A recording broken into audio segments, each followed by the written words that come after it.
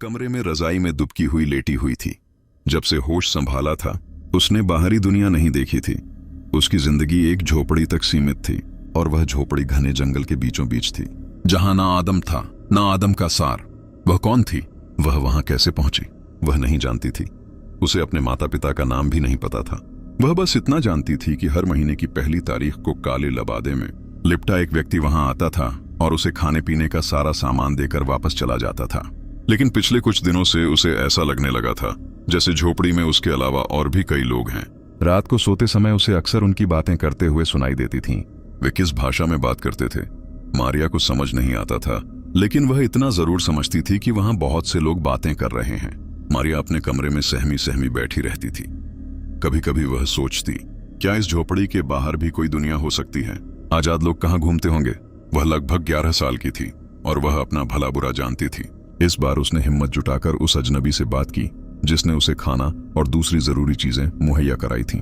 वह आदमी हमेशा की तरह पहली डेट पर उसकी झोपड़ी में आया था। वह सिर से पांव तक काले लबादे में लिपटा हुआ था। एक हाथ में उसके सीलबंद खाने के डिब्बों से भरी एक बोरी थी जो मारिया के लिए पूरे 1 महीने के लिए काफी थी। दूसरे हाथ में उसके लिए कुछ कपड़े और दूसरी चीजें थीं। मारिया ने एक कागज लिखा और उसे उसकी ओर बढ़ा दिया। उस आदमी ने कागज उससे लिया और लालटेन की रोशनी में उसे पढ़ा। उस पर लिखा था, क्या यहाँ के बाहर भी कोई दुनिया है? मैं यहाँ क्यों हूँ? मेरे माता पिता कौन हैं? और तुम मुझे कैसे जानती हो? क्या मैं मरते दम तक यहीं रहूंगी? देखो, तुम्हें मेरे सवाल का जवाब देना ही होगा, वरना मैं पूरा महीना तुम्हारा इंतजार करते करते मर जाऊंगी। तुमने उस दिन भी मुझे जवाब नहीं दिया था जब तुम मुझे बाहर ले गई थी। बारिश का बहाना बनाकर मुझे फिर से इस नर्क में धकेल दिया था। अब मेरे सवालों का जवाब दिए बिना मुझे मत छोड़ना, मैं तुमसे विनती करती हूँ। उसने गहरी आंखों से मारिया को देखा, फिर एक कलम और कागज लिया और उस पर कुछ लिखने लगा। जैसे ही उसने कलम खींची, मारिया की सांसें उसके गले में अटक गईं। उसे लगा जैसे अब कोई भयानक रहस्योद्घाटन होने वाला है। वह लगभग 10 मिनट तक लिखता रहा, फिर उसने मारिया की ओर लिखावट बढ़ा दी।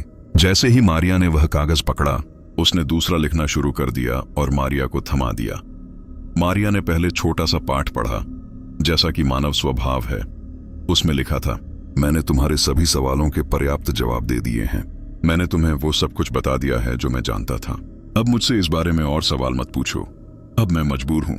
मुझे उतना ज्ञान नहीं है जितना तुम मुझसे जानना चाहती हो। बस इतना जान लो कि मैं तुम्हारे साथ ईमानदार हूँ।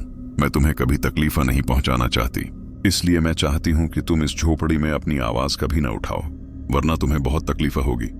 अब मैं जा रही हूँ, मुझे रोकने की बेवकूफी मत करना। मारिया ने वह संदेश पढ़ा और सवालिया निगाहों से उसे देखा। वह आदमी समझ गया कि मारिया ने उसका संदेश पूरा पढ़ लिया है।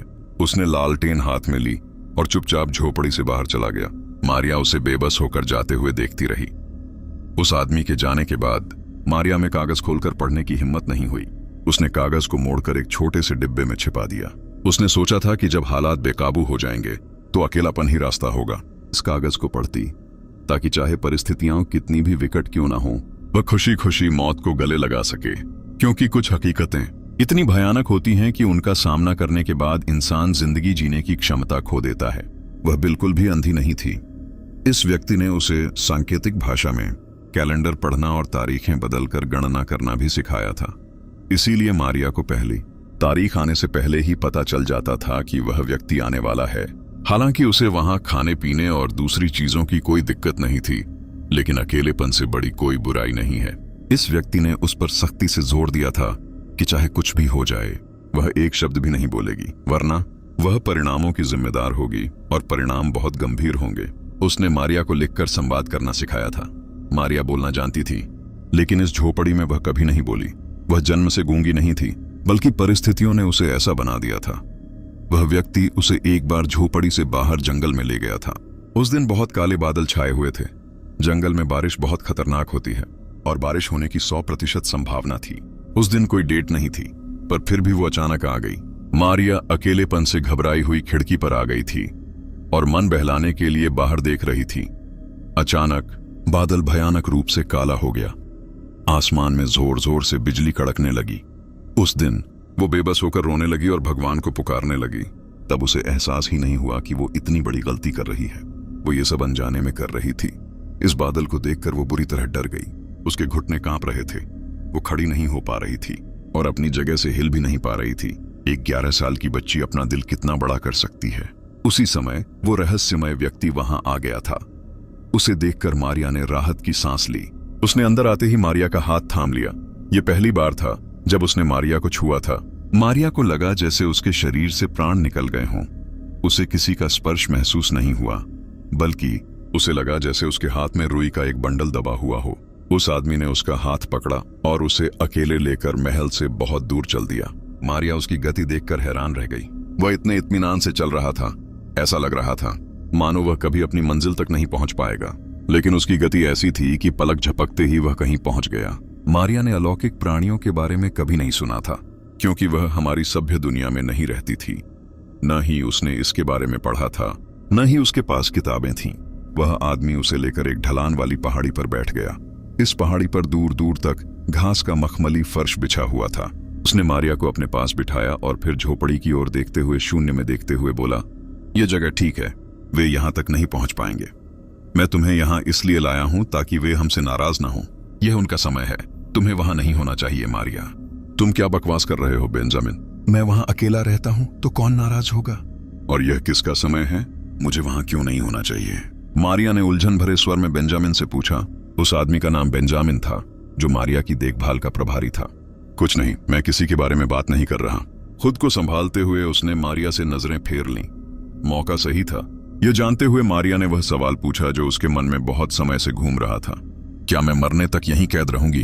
क्या मुझे कभी बाहरी दुनिया की खुली हवा का आनंद नहीं मिलेगा? हे बेंजामिन, जब मैं आधी रात को अकेली होती हूं और मेरी झोपड़ी के बाहर जंगली जानवर दहाड़ रहे होते हैं तो मेरा क्या होता है? जब मुझे सुबह 3 बजे बाथरूम जाना होता है तो मैं कैसे जाऊं? मुझे यहां कैद क्यों किया जाता है? बेंजामिन ने खोए हुए स्वर में उत्तर दिया, तुम्हें एक बीमारी है जिसके इलाज के लिए तुम्हें बाहरी दुनिया से अलग थलग रहना होगा। बस थोड़ी देर और, फिर मैं तुम्हें ब्राजील के घनी आबादी वाले शहर साओ पाउलो ले जाऊंगा। वहां तुम अपनी शिक्षा शुरू कर सकोगी और सभ्य इंसानों की तरह आजाद जिंदगी जी सकोगी। मारिया ने उसकी बातों पर कोई प्रतिक्रिया नहीं दी। वह बस शून्य में देखती रही। बारिश रुक गई। बेंजामिन उसे सुरक्षित झोपड़ी से बाहर ले गया। उस रात के बाद मारिया की जिंदगी पूरी तरह बदल गई। मारिया को नींद में कई बच्चे दिखाई देते थे।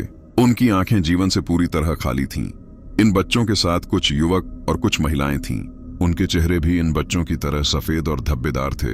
वे सभी मारिया की झोपड़ी की खिड़की से अंदर झांक रहे थे। इतने सालों में उसे कभी डर नहीं लगा था, लेकिन अब उसे डर लगने लगा था, क्योंकि यह सब सिर्फ सपनों तक सीमित नहीं था। वह इन लोगों की आपस में बातें करते हुए आवाजें साफ सुन सकती थी। कभी कभी रात के अंधेरे में महिलाओं और बच्चों के रोने की आवाजें भी सुनाई देती थीं। सबसे डरावनी बात यह थी कि वे सारी आवाजें उसकी खिड़की के बहुत पास से आ रही थीं। जिन लोगों को उसने पहले सपनों में देखा था, अब वे उसकी खिड़की से अंदर झांक रहे थे, और यह एहसास बहुत ही जानलेवा था। वह बड़ी बेचैनी से बेंजामिन का इंतजार कर रही थी। यह सिलसिला ज्यादा देर तक नहीं चला। वह समय पर उसके पास पहुंच गया था। वह एक निश्चित तारीख पर पहुंच गया था। इससे पहले कि मारिया उससे कुछ कह पाती, बेंजामिन ने उसकी ओर एक कागज का टुकड़ा बढ़ा दिया। मारिया ने कागज खोला और उसे पढ़ा। उसमें लिखा था, हमें यहां से जल्दी निकलना होगा। मारिया, उस बरसात की रात शोर मचाकर तुमने बहुत बड़ी गलती की थी। अब यह झोपड़ी जिंदा हो गई है। भगवान से प्रार्थना करो कि तुम्हें कोई नुकसान न पहुंचे। सारा जरूरी सामान पैक कर लो, हम अभी निकल रहे हैं। उसने बेंजामिन के निर्देशों का पालन किया। मारिया ने अपना सारा जरूरी सामान पैक किया और अपना छोटा सा बक्सा बगल में रख लिया। फिर वे दोनों हमेशा के लिए झोपड़ी से चले गए। उनको साओ पाउलो गए 6 साल बीत चुके थे। वह एक होशियार छात्रा थी, इसलिए उसे छोटी कक्षाओं में दाखिला दिलाने के बजाय शिक्षकों ने उसे हाई स्कूल में दाखिला दिला दिया था। वह 17 साल की थी। वह हाई स्कूल के आखिरी साल में थी। वह जीव विज्ञान की छात्रा थी। उसने आनुवंशिकी पर एक बहुत ही प्रभावशाली असाइनमेंट तैयार किया था, जिसके लिए उसे हाई स्कूल में जीव विज्ञान पढ़ाने का प्रस्ताव मिला। वैसे भी जीव विज्ञान उसका जुनून था। उसने खुशी खुशी प्रस्ताव स्वीकार कर लिया। शिक्षण यात्रा के दौरान उसे वहां के एक प्रोफेसर से प्यार हो गया। उनका नाम जेरेड था। मारिया ने कभी दोस्त नहीं बनाए, लेकिन हैरानी की बात यह थी कि उसकी एक मुस्लिम लड़की से भी दोस्ती हो गई थी। वह उसकी एकमात्र दोस्त थी। वह लड़की बहुत अच्छी थी और प्यार करने वाली, इसीलिए उसने मारिया जैसी शर्मीली लड़की का भी दिल जीत लिया था। इस लड़की का नाम नैला था। वह दिखने में एशियाई लगती थी क्योंकि उसके बाल काले थे। वैसे उन दोनों की खूब बनती थी, लेकिन जब भी नैला कुरान पढ़ती, मारिया का दिल उसके अंदर पलता रहता। उसने महसूस किया था कि प्रोफेसर जेरेड नैला की असाधारण सुंदरता को छोड़कर उसकी साधारण सुंदरता से प्रभावित हो रहे थे, जबकि मारिया की आंखों में एक चुंबकीय आकर्षण था। जो भी उसे देखता वह उससे अपनी नजरें नहीं हटा पाता था। उसकी आंखों में जहर था और जहर अपने शिकार को कभी नहीं छोड़ता। लेकिन जेरेड उससे नजरें फेरने लगा था। इसी दौरान बेंजामिन भी कहीं गायब हो गया था। किताबें पढ़कर उसे पता चल गया था कि बेंजामिन एक जिन्न है, लेकिन हवा में प्राणी होते हुए भी वह उससे मिलने क्यों नहीं आया, ये मारिया नहीं जानती थी। इसलिए मारिया खुद ही हालात की ठंडक और गर्मी को झेल रही थी। जिस रात उसने जेरेड और नैला को एक दूसरे से प्यार भरी बातें करते सुना था, वह बहुत दुखी होकर घर लौटी थी। तभी उसे उस बक्से की याद आई जो 6 साल से बंद था, जिसमें उसने वो कागज रखा था जो बेंजामिन ने उसे लिखा था। वह घर पहुंची और अपना बैग फेंक दिया और स्टोर रूम का दरवाजा खोलकर अंदर गई। स्टोर रूम में एक पुरानी अलमारी थी जिसके अंदर वह बक्सा था। उसने डिब्बा निकाला और गले में लटकी चाबी निकालकर उससे डिब्बा खोला। डिब्बा धड़ाम से खुल गया। जब वह डिब्बा खोले बैठी थी तो उसकी आंखों से आंसू बह रहे थे। उसे अच्छी तरह याद था कि उसने अपने सारे दुख जेरेड के साथ बांटे थे। उसने उसे यह भी बताया था कि लंबे समय से जब भी वह नींद से जागती थी उसके शरीर पर नाखूनों के निशान होते थे। हालांकि उसके नाखून छोटे थे। जेरेड उसे अपना हमदर्द लगता था, लेकिन उसने उसके साथ इतना बुरा विश्वासघात किया था कि मारिया का प्यार पर से भरोसा उठ गया था। फिर भी वह रोते हुए अखबार पढ़ने लगी। जैसे ही वह यह लिखावट पढ़ रही थी, उसके होठों पर एक शैतानी मुस्कान नाच रही थी। लिखना खत्म करने के बाद उसने अखबार को करीने से मोड़ दिया। फिर उसने धीरे से बुदबुदाया, जो कहानी आज तक एक पुरानी कहानी थी वह अब अतीत की बात बनने वाली है। प्रोफेसर जेरेड ने नैला को अपने घर कॉफी पर बुलाया था। वे दोनों प्रोफेसर जेरेड की निजी लाइब्रेरी में बैठे कॉफी पी रहे थे और एक सुखद भविष्य के सपने देख रहे थे। प्रोफेसर जेरेड बेहद खूबसूरत इंसान थे। उनका रंग लाल भूरा था।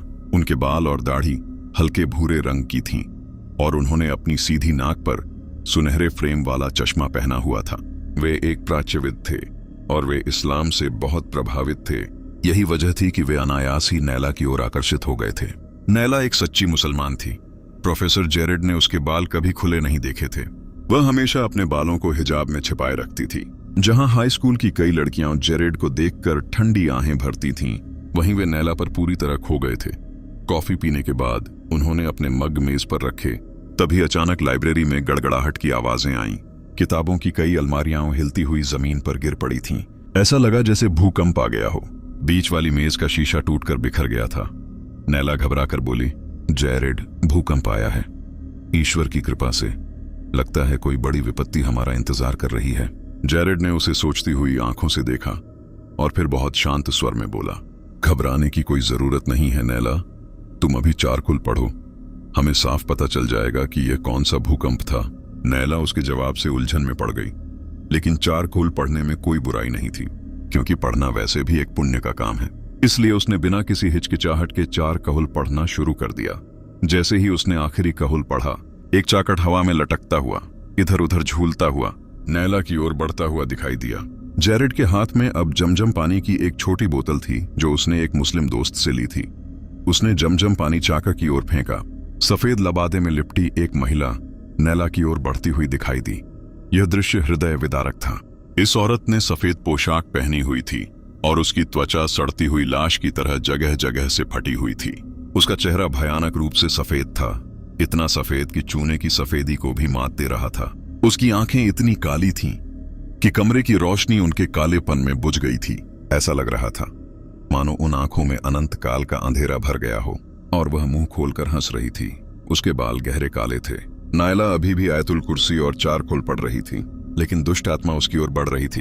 अचानक जेरेड चिल्लाया, उसकी आंखें! नायला, दोनों अंगूठे उसकी आंखों पर रखो और उन्हें दबाओ। अगर तुम उसकी आंखें खोलने में कामयाब हो गई तो वह हमेशा के लिए तुम्हारा पीछा करना छोड़ देगा। जेरेड ने उसे एक ऐसा काम बताया था जो उसके लिए नामुमकिन था। वह पहले से ही इस राक्षस से डरती थी। फिर जेरेड ने कहा कि उससे छुटकारा पाने के लिए नायला को उसकी आंखें खोलनी होंगी। उसका दिल उसके गले में आ गया। इससे पहले कि वह विरोध कर पाती, राक्षस हवा में झूलता हुआ उसकी गर्दन तक पहुंच गया। नैला ने बेबस होकर अपने दोनों हाथ आगे बढ़ा दिए। जेरेड ने भी ऐसा ही किया। उसने राक्षस के दोनों पैर पकड़ लिए। नैला ने कांपते हाथों से अपने दोनों अंगूठे उसकी आंखों में रख दिए और दबाने लगी। वह अपने अंगूठों का दबाव बढ़ाती रही। जब तक कि उसकी दोनों आंखें फूट नहीं गईं। उसकी आंखों से काला तरल पदार्थ बह निकला और वह तरल पदार्थ बहता रहा जब तक कि उसका पूरा अस्तित्व एक काले तरल पदार्थ के रूप में बह नहीं गया। नैला इन सब से बहुत थकी हुई और निढाल थी। उसने थके हुए अंदाज में अपना सिर जेरेड की छाती पर टिका दिया। वे दुनिया की नजरों से ओझल एकांत झोपड़ी में फूस की छत पर बैठे थे। जेरेड ने इस्लाम धर्म अपना लिया था। उनकी शादी को 1 हफ्ता हो गया था। नैला जेरेड की गोद में सिर रखकर लेटी हुई थी। जेरेड ने अपनी उंगलियों से उसके बालों में कंघी करते हुए पूछा, क्या तुम जानती हो वह चुड़ैल कौन थी? नैला ने गहरी सांस ली और बोली, मुझे कैसे पता नहीं चला? वो मेरी प्यारी दोस्त मारिया थी। तो फिर तुम अजनबी क्यों बने हुए हो? मुझे तो लगता था कि मैं ही उसके बारे में सच जानती हूँ, पर तुम मुझे हैरान कर रहे हो। जेरेड ने हैरानी से कहा, मैं इस पुरानी कहानी को खराब नहीं करना चाहता था जो दुनिया की नजरों से छिपी थी। क्या तुम्हें पता था कि मारिया एक राक्षसी समूह के नेता की चहेती थी? उसके अंदर सारे राक्षसी गुण थे। मैंने उसकी आंखों में जहर बहुत देर से महसूस किया था, पर मैं उसे निराश नहीं करना चाहती थी। नहीं, मैं उसके साथ उलझना चाहती थी, पर उसने अपने लिए विनाश का रास्ता चुन लिया।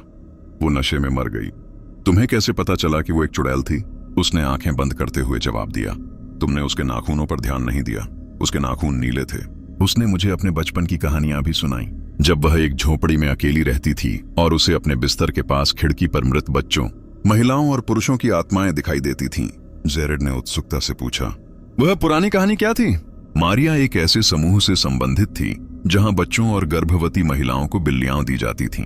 वे अमेजन के जंगलों में रहते थे और मारिया भी पहले वहीं रहती थी। जेरेड ने भौहें चढ़ाते हुए कहा, हम भी अमेजन में हैं। नायला हंसते हुए बोली, अमेजन में नहीं मेरी प्यारी, बल्कि हम उसी झोपड़ी में हैं जहां मारिया रहती थी। और नायला इस समय तुम्हारे साथ नहीं है। उसकी शादी के दिन मृत्यु हो गई थी। मारिया इस समय तुम्हारे साथ है। मैंने उसे इसलिए मार डाला क्योंकि उसे मेरी असलियत पता चल गई थी। वह अपने अंत तक पहुंच गई थी। अब तुम हमेशा हमेशा के लिए मेरे साथ रहोगी। वह हंस रही थी और मारिया में बदल रही थी। रात के सन्नाटे में उल्लुओं की आवाजें दूर तक सुनाई दे रही थीं। इस झोपड़ी की खिड़की से उत्पीड़ित बच्चों और औरतों की आत्माएं झांक रही थीं। वे सब रो रहे थे।